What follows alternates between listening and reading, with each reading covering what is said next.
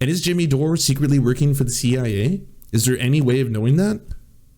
The answer, of course, is yes. Yes, a million times yes. Yeah, no, he works for the CIA. His name's CIA Dore. I know. I've been in the meetings because I too work for the CIA. That's right.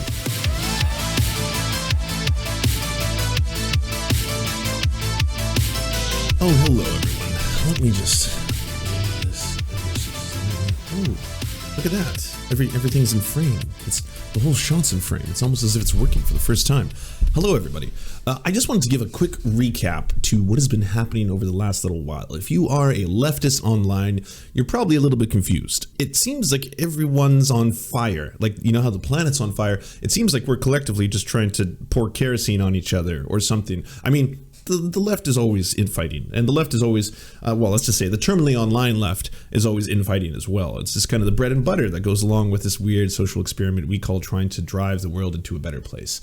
And look no further than what happened this week. So we have, of course, Jimmy Dore starting the fervor over Nancy Pelosi and AOC, pictured before you on the screen right now. Now, the idea being that Nancy Pelosi is up for her Speaker of the House position, and that because the blue wave wasn't quite as much a wave as it was a puddle of piss, that they will need additional votes now in order to pass Nancy Pelosi as the Speaker of the House. Now, pressure could be mounted by members of the Progressive Caucus, let's just say the Justice Democrats or the Progressive Democrats, to withhold their votes, unless Nancy Pelosi is going to force a vote for Medicare for all, something of which she does not support. What's the purpose of all this? Well, it's exuding what little power you have left in a time when there will not be another opportunity to vote on Nancy Pelosi. She says she's going to retire in 2 years. Who knows? Nancy Pelosi sucks. No one's questioning that, so it'd be nice to put some pressure on Nancy Pelosi to get something that under a pandemic everyone does want. And the other additional plus would be that you have on record then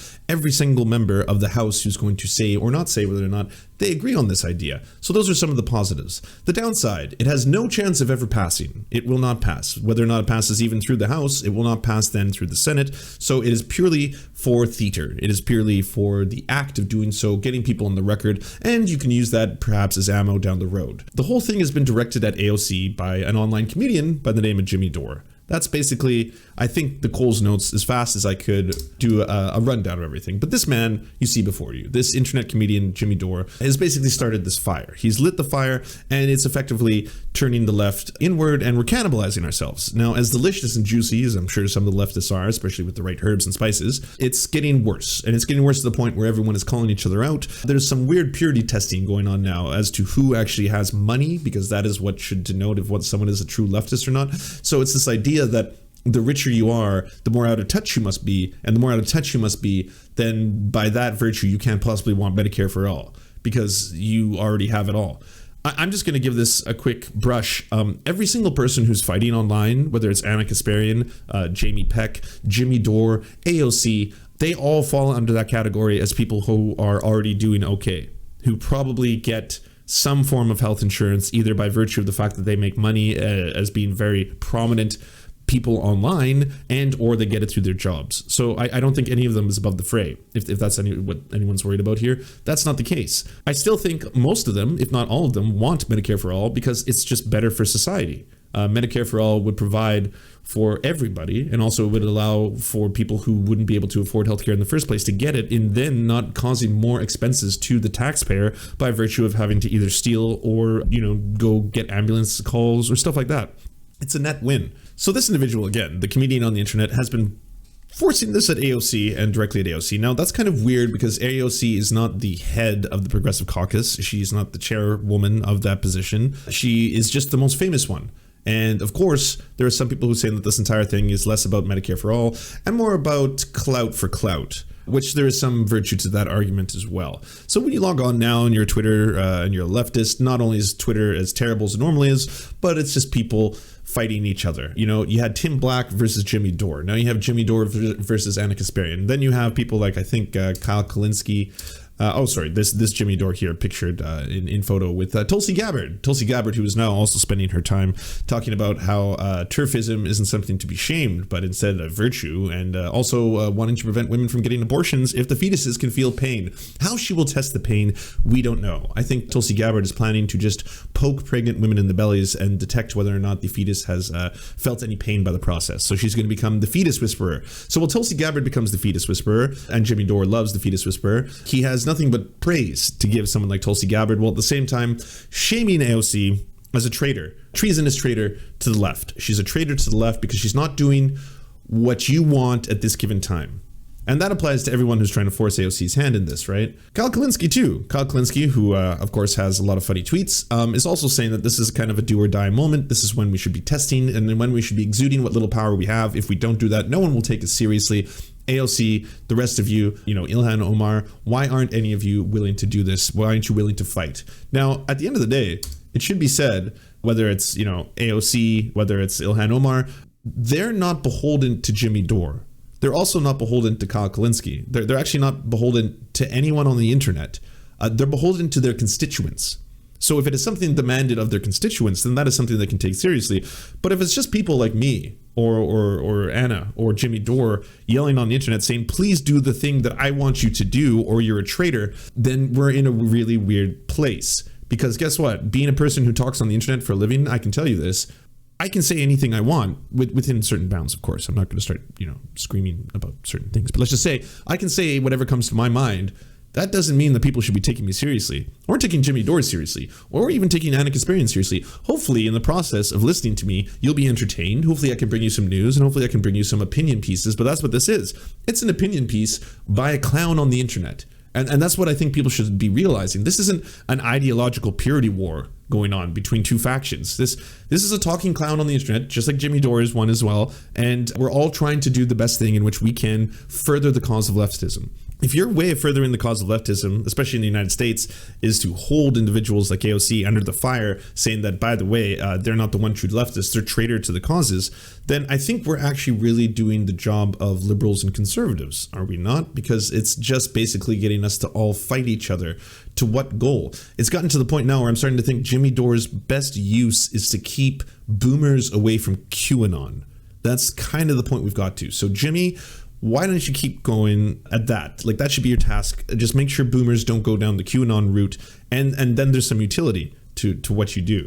It spilled over into Briahna Joy Gray today. I think Benjamin Dixon was arguing that Briahna Joy Gray is basically a mouthpiece for white progressives, which got the bad faith crew battling the Benjamin Dixon crew, which of course, as any white leftist should, is one of those things where I just sat back and I'm like, well, I'm definitely not entering this fray because it's stuff that's out of my purview.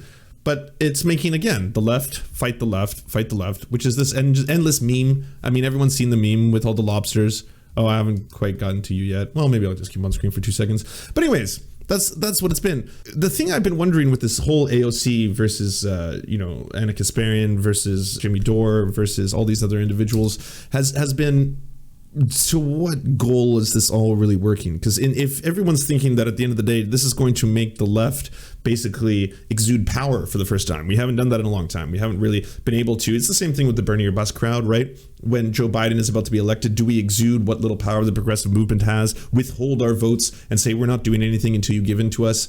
Or are we going to continue to perpetuate this kind of strange online, let's just fight each other, as a gift to everyone else who may be considered an enemy to the left? Look no further than yesterday, where I saw a mass canceling of Vaush once again. I think this is like the 10th time that Vaush has been canceled or something. It's fine. I'm sure he's used to it. He gets canceled on a daily basis now. Vaush, the recent one, was for posting a meme that was created by a Nazi, which is bad.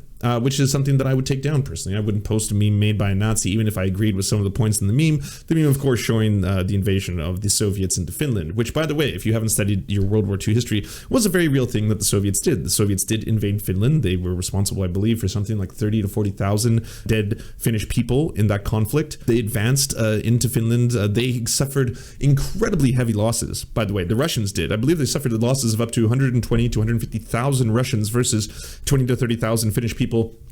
The Finns definitely held their own. They were a fighting force. This was in like negative 33-degree weather. The Finns were a fighting force, to be sure. And it's also the large-scale defeat of Russian soldiers in that battle that ended up giving Hitler a little bit of courage to think that down the road he might be able to invade and attack and destroy or defeat the Soviet Empire. That showed weakness of the Soviet Empire at the time. But anyways, posted a meme by a Nazi who had made that meme that was definitely enraging tankies. That being said, do I think now that Vaush is a Nazi sympathizer, Nazi supporter? No. What are we doing here? Like, the people are actually tweeting that at me. They're like, "Oh, I see you haven't canceled Vaush as well. Are you not accepting the fact that Vaush is actually now a Nazi sympathizer?" I mean, people say that streamers are a weird, let's just say, section of online activism, and maybe it is weird. I mean, especially if you're just like, for a living I talk to a computer screen and I have to interact with chat. But I also think there's a beauty to streaming, and that it keeps you humble. Like all the lovely people in this chat were going to be the first ones to call me out when I say something that is just objectively wrong, especially if I'm doing it in live stream. You'll see it, or if I mute myself. You know, if I mute myself, you're going to suddenly fill up that entire stream with a whole bunch of stuff, right? That's good. I think it's really good to call people out. I think you should call people out when they've done something that is offensive. There's a difference between calling someone out and just saying, like, we now have to stop this person and destroy them. That is our goal because of this thing they have done. The same thing I've found happened to a lot of different figures on the left over the past couple of years. And I mean this genuinely from the bottom of my heart. The whole ContraPoints controversy, which was a massive controversy on the left and still continues to this day, I think is totally valid and totally fine for people to have criticisms, especially of these monstrous figures, these super famous, super rich, huge name leftists. Like if they're above the fray, then what are we doing? Like you should be able to call them out for things as they've done wrong, especially for things that are damaging to the very groups that you're supposed to uphold. That is all right. It's not a good thing to engage with Buck Angel, someone who has proven time and time again to be a danger to the trans community, especially someone who emboldens the trans medicalist community as well, right? That is all completely fine.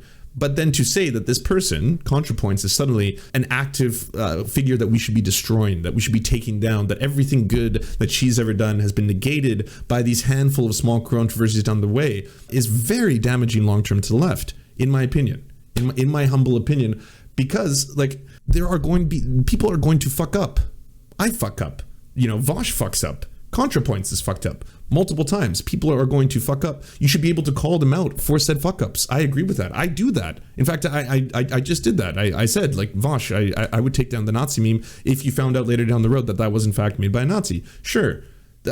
I'm not going to start a campaign where I actively have to destroy these people, where I'm going to spend a lot of my time and focus, especially as either an online activist or an activist in general, trying to make sure that they can never work or operate again, because they are such a tantamount and horrible thing for the world that is something that I need to spend a lot of my time doing. That to me is blending into the world of the parasocial. I think a lot of people have formed parasocial relationships with a lot of these figures, and as a result of that, they then feel personally destroyed, betrayed, or hurt, or what have you, and now they have to actively work against that person, when there's a lot of other things on the table, especially if we're talking about leftism or furthering the cause of the leftist movement, the progressive movement, if you will, that require our attention, that require a lot of our dedication. Like I said, I think it's completely fine to call out someone, and especially call out Buck Angel, who's a massive piece of shit. That's completely fine. Does that mean then we have to destroy every other piece of work that ContraPoints has ever done? Because this meme is true. I'm gonna make this meme nice and big. Oh yeah. This meme is very true. But I think what people forget when they look at this meme is this part. Because this meme's hilarious. I love this meme. I've told you before, I've played every single role in this, all right?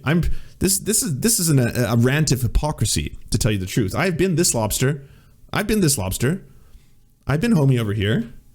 I've been both of them. In every capacity and form, no question. But this meme, we often forget about all the money that's on the ground, and that's what we say when we talk about the spectacle. You see, at the end of the day, us fighting each other back and forth on the Twitters, on the YouTubes, making reaction videos, response videos, going back and forth. And hey, this is someone who's battling consistently with Caleb Mop, and I'm not going to stop, by the way. Borg or King for life. That's all I'm going to say. But I'm just going to say this. On the whole, if we're dedicating the majority of our energy to doing this, well, the winners are everyone else who isn't working towards the same things. All right. Twitter's getting rich as fuck off all our interactions. The liberals are just like, well, we're in power now. Keep going, lefties. And we're not going to appoint any of you to Joe Biden's cabinet because we don't care. You're just going to devour yourselves in the meantime. You want to exude soft power? You want to exude soft power on the left? Because all it seems like you have is soft power. All you do is fight each other. So that's great. Keep going. The Republicans are like, well, yeah, we're fighting too, but we're going to regroup. And hey, come 2024, get ready, baby. Because yeah, we either are going to have a much more competent, much more popular populist, such as the Tucker Carlson, or Donald Trump's just going to try again to do his clown parade. And hey, who knows? Maybe he'll get in and things will be even decidedly worse. But in the midst of all that, I made a list of things that are, in my opinion, slightly more important that maybe, just maybe, instead of doing the lobster dance, we could think about doing. Things that are worse than e-celeb drama: global warming, income inequality, erosion of human rights, hate crimes rising globally, the opioid epidemic, the war on drugs, the war on terrorism, any war on ideology really, neoliberal exploitation, proxy wars, Yemen. Yeah, just Yemen, just like the hundreds of thousands of children who are dying in Yemen, who are starving, and by the bombs made by NATO allies, by Canadians, by French, by Germans. Fuck Yemen. It's not a great way. The Rohingya humanitarian crisis, and basically the Islamophobia that is growing worldwide. I didn't include the persecution of the Uyghur minorities in China, but they would be included under that umbrella as well. Erosion of public trust in the press, proliferation of conspiracy theories, QAnon to Obamagate. Guess what, everyone? QAnon is obscenely popular. QAnon is more popular than the labor theory of value. I mean that. It's like there's more people who could explain to you the basis of QAnon in the United States than could explain to you Marxism. The economic theories of Marxism happen to be true. A lot of it happens to be a priori knowledge. So why do more people know about the fact that there's a secret cabal of pedophiles led by Hillary Clinton's emails who try to grab kids in pizza parlors to put them in Wayfair cabinets? Then there is the fact that under the capitalist system, in order to make a profit, you at some point will have to sell something more than the value of which the worker who is making it for you should be paid. But of those two things, why does everyone know about QAnon? That's not good. The recessions, the depressions, the mass unemployment, the mass homelessness, Jeff Bezos, Disney owning everything, the genocide of indigenous people and culture, and oh yes, the pandemic. The pandemic is still a thing. I mean, the rich people and the rich countries, we're all going to be getting that sweet old vaccine, but that's like I believe one in 10 countries is going to be receiving it right away because again they're the rich countries. So yeah, that's just my 2 cents on this. And again, this is me who's going to try and better myself. I'm as guilty as anyone on this. I will pull the hypocrite card. Absolutely, I will. But you know what? We are going into 2021 very shortly. The new year 2021 is about to come upon us, and I think everyone here understands that things aren't going to get better, at least not right away, and they're never going to go back to the way they were. There's no build back better America. There's no let's return to the good old ways. Let's like come on, like ignore that fascist shit. There has to be a new dynamic, a new paradigm, one in which yes, we are working cohesively as a progressive movement, but also tactically. I think tactical unity is the one that a lot of people have trouble with. Because guess what?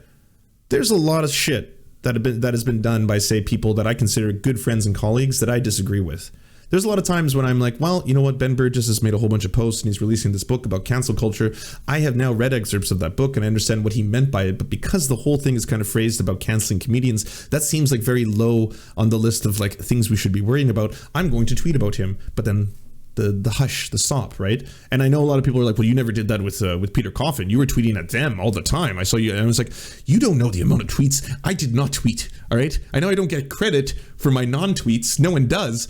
But there's probably hundreds of moments where I had a whole thing written, sometimes essays, sometimes little short things, sometimes big things, and I didn't. And I held off, all right? What you saw was weakness. What you saw was the weakness that trickled through my filters, all right? You saw the weakness, and that's what's up there as a matter of public record.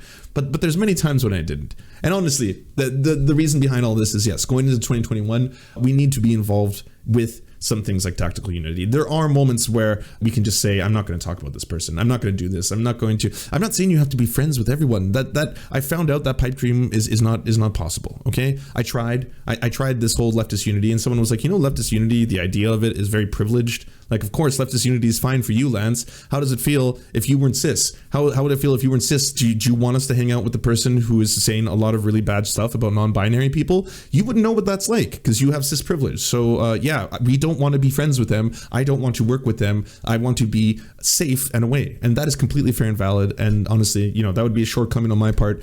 It's tough. You don't always realize and check all your privileges, especially when you have as many as someone like me does. All right.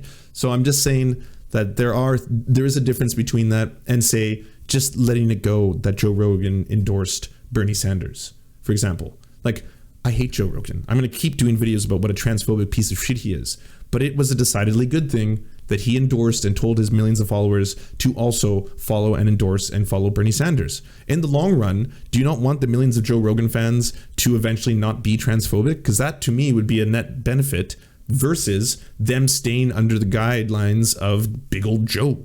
Greaseball Joe is going to be like, yeah, all you need is some tap out, a little creatine, some good old energy, some weed, some whiskey, and also that there are only two genders. Or that trans women are trans women. I refuse to call them women. I will only call them trans women, I would rather those millions and millions of kids get educated on these subjects and become better human beings. That's a win to me.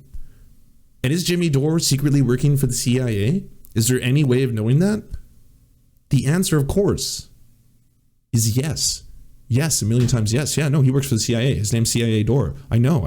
I've been in the meetings because I too work for the CIA. That's right. That's right, everybody. I gave up on it a few weeks ago. Leftist unity is a CIA conspiracy. Fine. Turns out the CIA is creeptalistic. Elk and float tanks is all we need. I knew it on both accounts. CIA Lance. It has a good ring to it. CIA Lance. That's right. A KGB double agent. Yes. What lies around the corner? Never knowing who's going to kill you. Are you the next one to be murked? You never know if it's a friend or a foe. If you want to see the biggest names in BreadTube and Left Twitch and Butterthing and I don't know the fucking names anymore, come see Left Among Us. If you want us to advertise your channel or work, please go to weareserfs.com and email us a 20 to 30 second ad, and we'll take it on to the end of one of our videos to help promote your leftist channel or progressive something. Whatever you do.